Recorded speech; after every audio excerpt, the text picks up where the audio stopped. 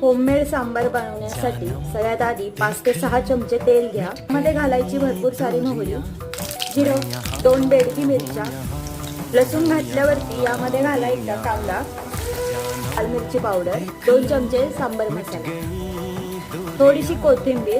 सगळे मसाले जे आहेत ते तेलामध्येच मिक्स करून घ्यायचे, त्यामुळे सांबाराला कलर येतो. यामध्ये मी फक्त कढीपत्ता नव्हता म्हणून घातलेला नाहीये. सगळ्या प्रकारच्या डाळी यामध्ये आहेत. यामध्ये चवीपुरतं मीठ घालायचं, थोडीशी साखर. त्यामध्ये मी फक्त आता बटाटा, कांदा आणि टोमॅटो वापरलेला आहे. तुम्हाला हव्या त्या भाज्या तुम्ही यामध्ये घालून परतू शकता. डाळीमध्ये फोडणी मिक्स करायची. पाणी आपल्याला उकळून घ्यायचं आहे. गार पाणी आपल्याला जे आहे त्या डाळीमध्ये मिक्स करायचं नाही. गरम झालेलं पाणी यामध्ये ॲड करायचं. असा जर फेस येत असेल तर समजायचं मीठ कमी आणि यामध्ये मीठ ॲड करायचं. भरपूर सारी कोथिंबीर सुद्धा घालायची. सांबार आता रेडी आहे.